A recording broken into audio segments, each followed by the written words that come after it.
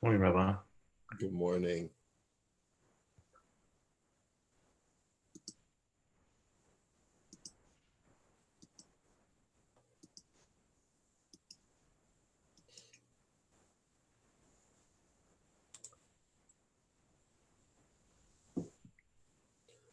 Okay, so let's bring up the screen.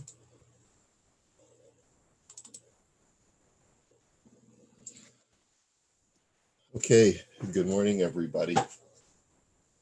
So we are in Sif Dalit in the Rav Shulchan Aruch, and we were discussing yesterday that a person can be halachically obligated to follow through on his pledge to give uh, when it comes to tzedakah.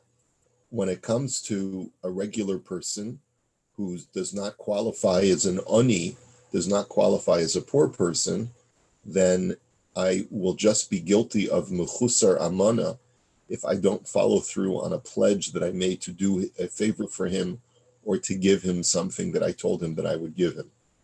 However, if I made a pledge to give something to an oni, to a person who halachically qualifies as a poor person, so then I'm not allowed to retract, because then we're dealing not only with Choshen Mishpat, but we're dealing with Hilchos Tzedakah.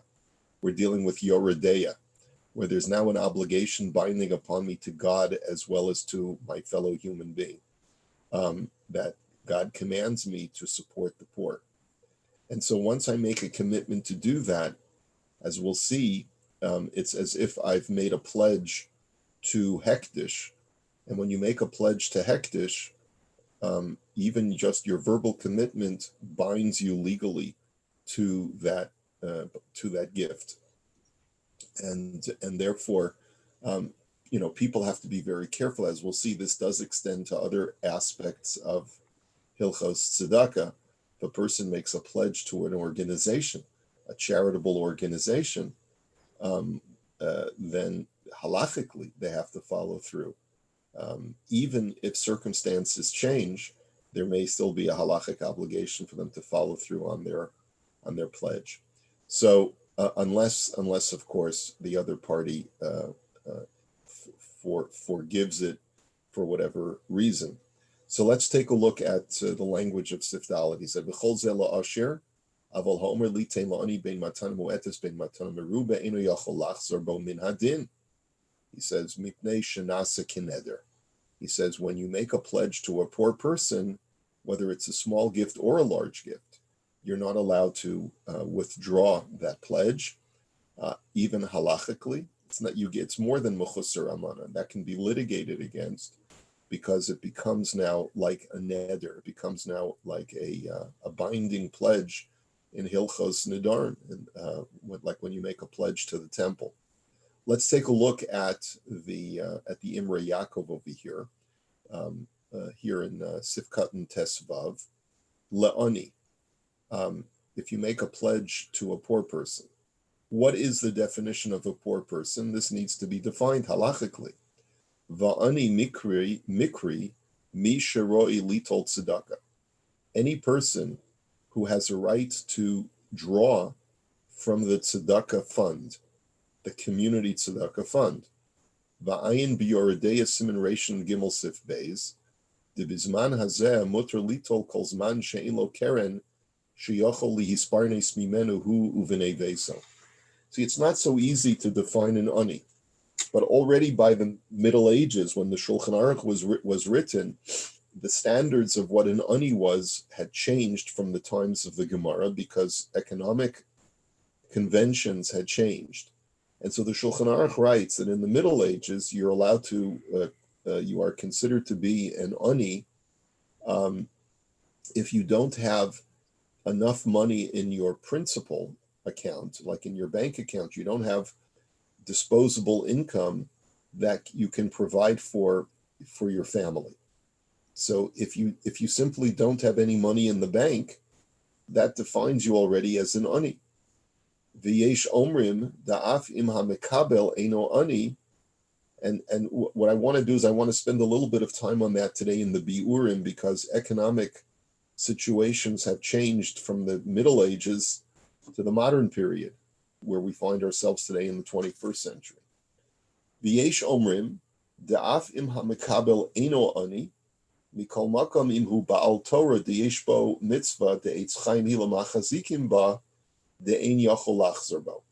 Some say that this extends to other things that are considered tzedakah, even if the recipient does not halachically qualify as an ani. Let's say you're making a pledge to a Torah scholar, a person who is supported by the community but does not qualify as an ani. But there's still nonetheless a mitzvah to support a Torah scholar because of Eitz Chaim Hi L'Machazikim Ba, because as the scripture writes, that it is a tree of life for those who support Torah study. So if I want to donate to an organization, let's say like a kollel, that pays its a stipend to the people to the people who are studying Torah and teaching Torah, that might also qualify as an irrevocable pledge that you would not be allowed to revoke. V'yesh cholkim uspirle de'imhu eno ani v'yesh lo parnasaso afilu hu talmud chacham yachol lachzor bo. But others disagree, and they say that this halacha specifically applies to an ani, but does not apply to other aspects of pledges that would qualify in the larger, what we would call tzedakah, but would not technically qualify as tzedakah to the poor. That this halacha is only limited in scope to poor people, where you cannot withdraw the pledge, but with other kinds of tzedakah pledges, you would be allowed to withdraw the pledge. And if you take a look at the biurim over here on the left side, he tries to quantify what an ani is nowadays. He says, Ayin be'imrei Yaakov, degeder ani bazeh hainu misha roi litol tzedakah. Right? Any person who needs to draw from the community funds in order to sustain his family qualifies as an ani. V'yesh la'ayin be'inyan zeh bizmanenu. He says, but let's think about it today. He says, Sheyeshnam harbe medinos shehamemshala notenet sikum kavua lechol toshavei hamedina she'einam yecholim lihitparnes mimakom acher. What do you think he's talking about over here? What is he mentioning? He says, let's think about the scenario today where in many Western countries, the government provides a set stipend for all of the members of that country if they do not have the wherewithal to provide for themselves. Well, he's talking about welfare, any kind of welfare program that countries like the US and Canada and most European countries have, that if a person is not gainfully employed, they're not going to let a person live out on the street. Every human being is capable, if you're a citizen of the US or Canada and you're unemployed, you can draw from the government a monthly check. And you should be able to, with government assistance, be able to get by. That doesn't mean you're going to live a life of luxury, but it certainly means that you'll have a roof over your head and you'll have food in your belly.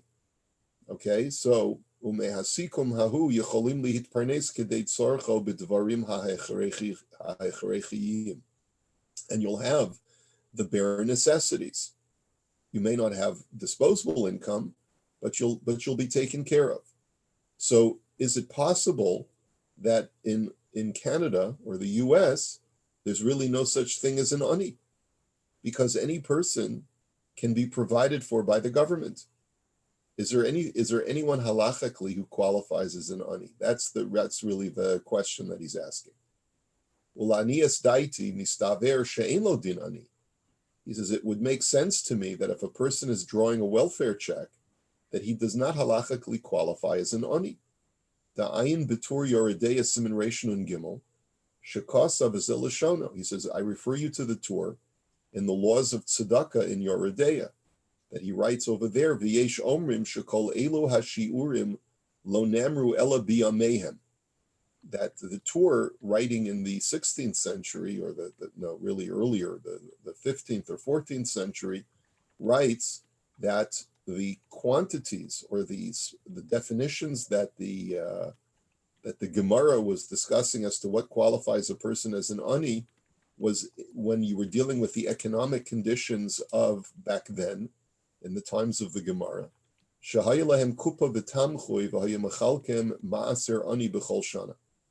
He says there, every small community, both in Eretz Yisrael and in Bavel, had what's called a kupa and a tamchoy. A kupa was the cash fund, and the tamchoy was the weekly food bank distribution to the poor. Plus, you also had something called Meiser Ani, where people would be distributed, would have tithes that they could glean from different people's fields and so forth. And people also had access to the gleanings of the field. As we know, you could leave you were obligated, if you're a farmer, to leave a corner of your field, and if you forgot to harvest a certain row, you had to leave it for the poor, etc. Lefichach shi'ur shi'aru shemi sheyesh lo masayim zuz lo yitol. And therefore, the rabbis in the times of the Gemara said that if you want to know whether you halachically qualify as an ani, to know whether you're entitled to take leket shechacha and peya and other kinds of community tithings, you have to see, do you have 200 zuz in your possession? If you have 200 zuz in your possession, you are not allowed to take from the community funds. And you are not allowed to go to other people's fields and take the corner gleanings and so forth. Because if 200 zuz means that you have enough to live out for 1 year based upon your savings. And based on that, you don't qualify as an ani, which would mean that any person, using the Gemara's standards, any person who does not have enough money to pay for their mortgage and their groceries and basic utilities, if you don't have that amount of money in your bank for a full year of that, then you qualify as an ani, and you're allowed to take from the community chest, which would mean that most people who are middle income earners, most of us don't have a year's worth of salary in the bank to cover even our basic living expenses. A lot of people don't have it. I shouldn't say most of us. I should say a lot of people don't have this.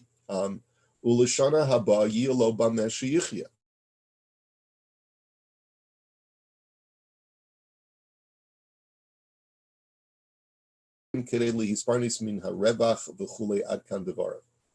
And the Tur is even more liberal. The Tur says that, I just got a message that my internet is unstable, so if you have trouble hearing me, just let me know.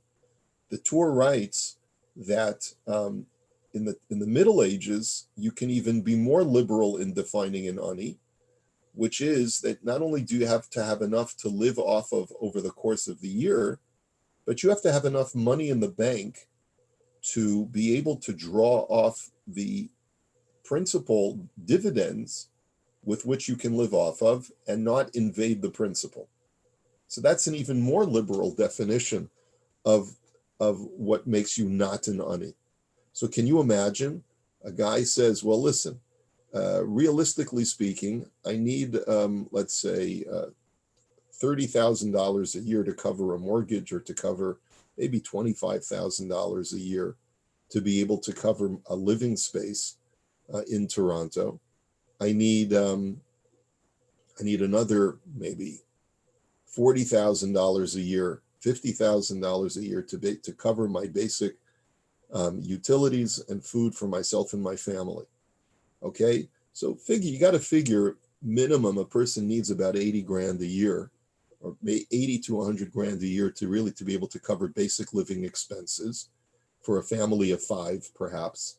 And what the Tur writes is that if you don't have enough money in the bank such that you can draw $80,000 off of the principal and leave the principal intact, so then you qualify as an ani.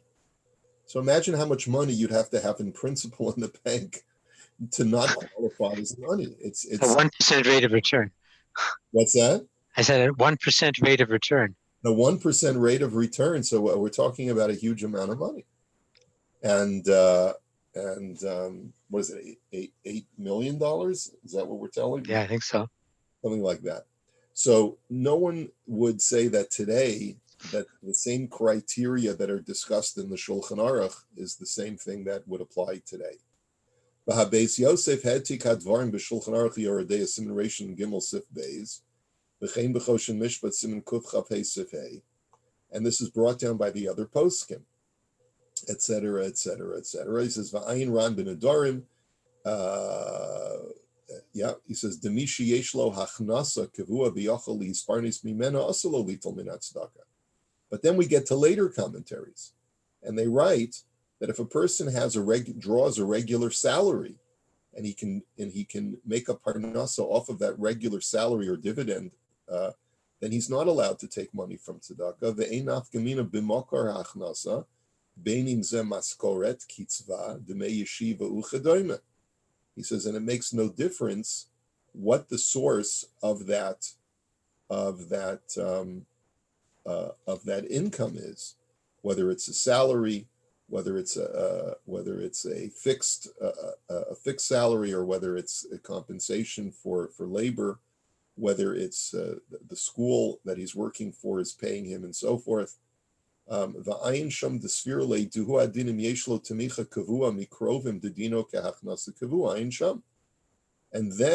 the later poskim write that even if a person is being supported by their family to provide them with a regular income, which is in many instances what happens with younger couples, and the family, the parents or the grandparents provide for them with a monthly stipend, they also don't qualify as an ani because they're getting a regular income.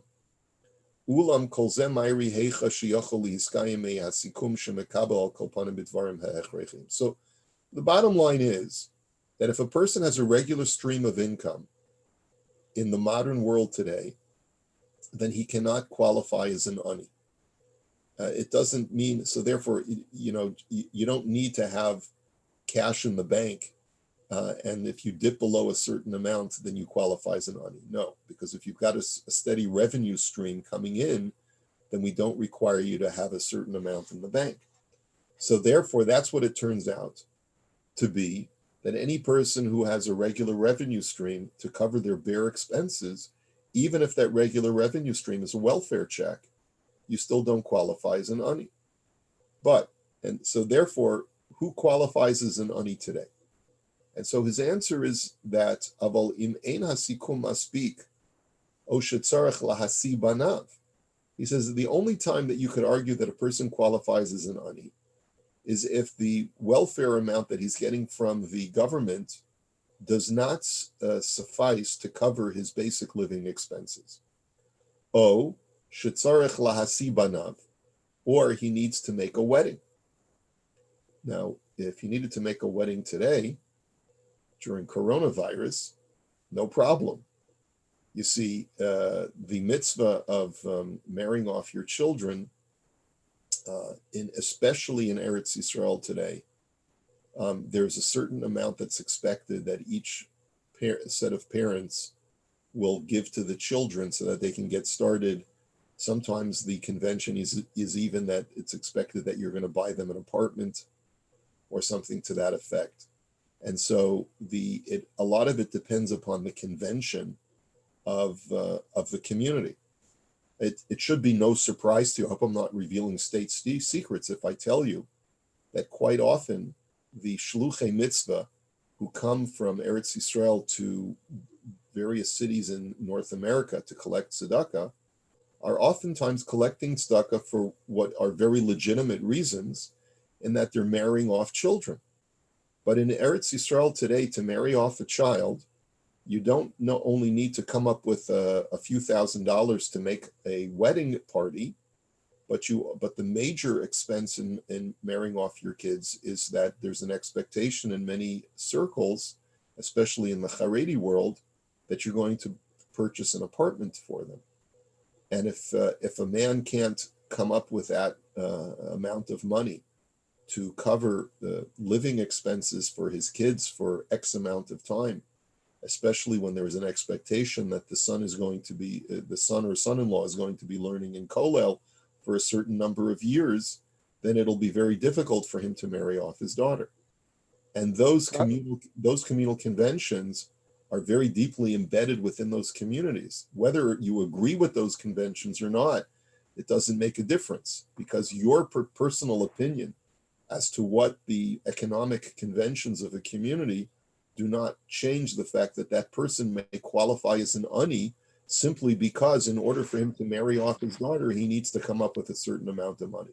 So therefore, what he's suggesting is that a person could qualify as an ani today if either A, he doesn't have enough in his regular government welfare check to cover his basic living expenses for himself and his family, which again is a very subjective thing. Look, we know, based upon people who come to us for requesting charitable donations from the rabbi's charitable fund, right? There are some people who are very, very proud and would never dream that God forbid I should ever have to take from a tzedakah fund from the community. And if I have to go hungry even on Shabbos and Yom Tov, I will. And if I can't afford to buy new clothes and there's I need to put a patch on my clothing, I'll do that before I'll take money from tzedakah. And there's basis for that. Rabbi Akiva is quoted in the Gemara as saying, "Asay Shabbat chachol v'al pitzarech labrios." Better that you should make your Shabbos into a weekday than to take money from tzedakah. But then there are other people who take the position that it is more important to have a proper Shabbos and to have some kind of festive ambiance in your home. And if that means that in order for me to have good food for Shabbos, I'm going to have to take from the community chest, from the community tzedakah fund, then I'm perfectly justified to do so. And so it's a very subjective issue as well, whether or not a person is getting a government subsidy, whether their basic living expenses are covered. Or he says, or you have basic expenses, you have to marry off your kids. Or you have unexpected debts that fell upon you, right? Even just because a person is getting paid by getting a monthly welfare check doesn't necessarily mean that he can cover all these unexpected expenses. Like, let's say, all of a sudden the roof breaks and you need to make a major repair in your home, right? Ve'ein hasikum masbik, and you don't have enough. Vadai shirashai lekabel tzedakah v'yesh l'din ani. Then you have permission to be considered an ani, and you are permitted to take tzedakah from the community chest or from individual donors. And so it's a very elusive kind of thing as to what defines a person as an ani, and a person has to be very careful in judging the circumstances, whether the pledge that he makes to tzedakah qualifies as a bona fide tzedakah pledge for the parameters of this halacha, where once you make the pledge, you're not allowed to retract or withdraw that pledge. What if you make a pledge to a shul, right? Does that qualify as a tzedakah fund that you cannot withdraw from? According to the Mishnah Berurah, he says that all pledges to tzedakah qualify as like a hektish pledge. What is the basis of the halacha? The basis of the halacha is that the Gemara says in Maseches Nedarim that amiraso lehektish kimisiraso lehejo. That once you make a pledge to hektish, what is hektish? It's where you make a pledge to the temple. You say, I hereby pledge $100 to the temple fund. And when you make a pledge to the temple fund, it could be either because you want to purchase animals for sacrifices, or you want to give to the Bedek Habayit. You want to give to the maintenance fund of the temple. It's a huge amount of money. The annual budget to maintain a temple, the temple in Jerusalem is what I'm talking about. It's got a huge budget because there's the constant upkeep that's necessary. of an edifice that is used by hundreds, if not thousands of people every single day. And so it requires a tremendous amount of upkeep to keep it clean and to make repairs when things break and so forth. So if a person makes a pledge to the Beis HaMikdash, it's kimisiraso lehedjot. It's as if you've already given it into the hands of a regular person, and therefore you're not permitted to withdraw that pledge. So some people want to argue that every Beit HaKnesset, every synagogue, has the status of a miniature Beis HaMikdash. So if you make a pledge to a Beit HaKnesset, you also cannot withdraw that pledge, even though there may not be any particular person who you're giving the money to who qualifies as an ani. But that in itself, since the whole source of this halacha is from the laws of Hekdesh to the temple, any charity that has the semblance to the temple would also be of the same halacha as giving to an ani. Okay, and that's actually an interesting thing that we'll get to a little bit. Let me just go a little bit further in the Imrei Yaakov. Eino yachol lachzor bo. You're not allowed to withdraw the pledge. What if I make $100 pledge to tzedakah, and then I decide I was going to give that $100 to Ruvain the ani? Am I allowed to change my mind and instead give it to Shimon the ani? So this gets into the halachic issue of what, not only is there an obligation upon me to make good on my pledge to tzedakah, but what about the sense of reliance that each ani, when he heard the pledge, had on that particular tzedakah? So he just points out in the Likutim,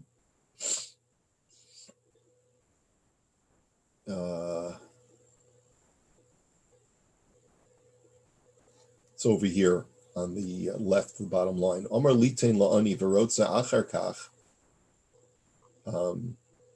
letito la'ani acher.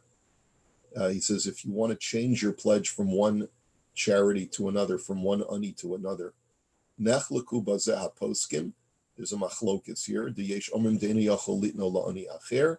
D'yesh matirim. Some permit, some prohibit. It's a machlokas. All right. Let me. Sorry, Rabbi, on that, if you didn't speak it out to the individual, but you just had in mind a particular ani and then you changed, does that make a difference? There's no reliance then, but you still not going by what you originally sort of had been thinking. Right. It could be the halacha would change if it was just a mental commitment instead of a verbal commitment. I don't know. Let's go further in the Imrei Yaakov. That when you make a pledge to an ani, it becomes like a neder, it becomes like an oath that you're not allowed to, a vow that you're not allowed to break. And this is true even if the money that you pledged was not in your possession when you made the neder. Let's say you made a pledge to tzedakah based on the fact that you know that you're getting a major stock dividend by the end of the year, or you're getting a big return in from your tax return by the end of the year, and you pledge that you're going to give X number of dollars based on your understanding of what you're going to receive, you're going to give that to tzedakah. You're also not allowed to withdraw from that. You're not allowed to go back on that pledge, even though the money is not in hand. Mishum dahaneder chal al gufo. Because the pledge, you said, is I am going to give.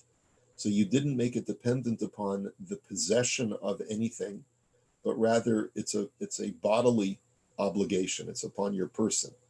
Aval im omar chayfetz ploni, kesheyavu lirshusi yinosein la'aniyim, o yihiyeh la'aniyim, pligi behaposkim yichal bazen neder. But let's say when you make your pledge, you say, when a particular item comes into my possession, then that will be given to the poor. So instead of saying I pledge $100, but you rather say, when my dividend check comes in, I will give $100 of that dividend check will go to the poor. So that's where you have a machlokes, whether the neder can be binding if the check is not yet in your possession. V'das harama, the lochal. And the Rama in the Shulchan Aruch says that neder is not legally binding because you can't pledge on something that is not yet in your possession. Aval kishamar etnena la'aniyim ola hektish, but if you describe the pledge not in terms of that item will be given to the poor, but rather you say, I will give to the poor, shehizkir hachiyav al atzma, where you make yourself the subject of the sentence of the pledge, havi neder l'kuli alma afshadain lo gia liyada, then it is a neder, because you said, when I get the check, I will give. So you make yourself the subject, I will give.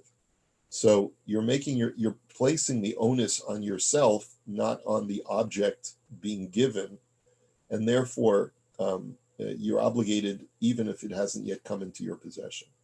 Umikol makom im yirtza yachol lahatr nidro kol zman shadayin biyado, kemo benoder litzdaka. But as is brought down in the Shulchan Aruch and Yoredeya, if a person wishes to get a hataras nedarim, person makes a pledge to tzedakah and then realizes that they're not capable of fulfilling that pledge, they have to get a hataras nedarim. And if you do get a hataras nedarim, an annulment of the neder, then you can absolve yourself from the neder. But it's important to know, is there a way out of a pledge? Yes. But it's a formal process, and you can't just say, well, I don't have to do it. You have to go before a tribunal of judges, and they have to say, like we do on Erev Rosh Hashanah, mutter lach, mutter lach, mutter lach. They have to absolve you of that neder in order for you no longer to be obligated on that pledge. And we'll continue in Mirz Hashem tomorrow. Any comments, any questions? Yeah, Rabbi, just a Yes. question from earlier in the shir where it says, where the opinion was to also support the scholar. What really defines a scholar today? That's a good question. Anyone who falls under the rubric of Eitz Chaim Hila Machazikim Ba, what defines a scholar? A person who is filled with Torah knowledge and shares that knowledge with others is qualifies as a Torah scholar. Doesn't necessarily. Isn't that all of us? I think that it has to be recognized as a person who stands out as a scholar. Just because, in a sense, any one of us who studies Torah for a portion of his day can be qualified as a Talmud Chacham, but it doesn't apply to. It has to be someone who stands out in by reputation as being a scholar of Torah. And by the way, there are many people who are scholars of Torah who are people of means. Let's say this halacha of supporting a Torah scholar doesn't just apply to the laws of tzedakah. Let's say you have two Jews that you can do business with, and one is a Jew who's not a scholar, who's not learned, but he's a nice guy, nothing wrong with him, but he's just not a Torah scholar. And the other one learns Shas, has gone through Shas, and gives a shir to his fellow balabatim in his community. He gives the daily daf yomi shir, but he's a businessman. There's actually in halacha a mitzvah to do business with a Torah scholar, such that if you have a choice of either going to guy A versus guy B to give them the business, it is preferred to give the business to a guy who's the Talmud Chacham over the guy who's not the Talmud Chacham. It doesn't mean that, they're not Jews and you don't have an obligation to have kind of, interpersonal filial relationships with them. But the point is that there's an extra added mitzvah of supporting a Torah scholar, even outside of the rubric of tzedakah. But even when it has to do with doing business, and the decision which person should I patronize, or which person should I give the account to. If one of them's a Torah scholar, then there's an added mitzvah. We have certain guys who are Talmidei Chachamim, who are businessmen, and so there's an added mitzvah every time you give that guy your business, whether he's an investment banker or a financial planner or whatever the situation may be, there's more of a mitzvah to give that your business to that guy who's a regularly studies Torah and is known for his Torah knowledge than the other guy who may be a secular Jew, a wonderful, beautiful human being, but nevertheless the Talmud Chacham takes priority. Have a wonderful day, everyone. We're over time. Take care.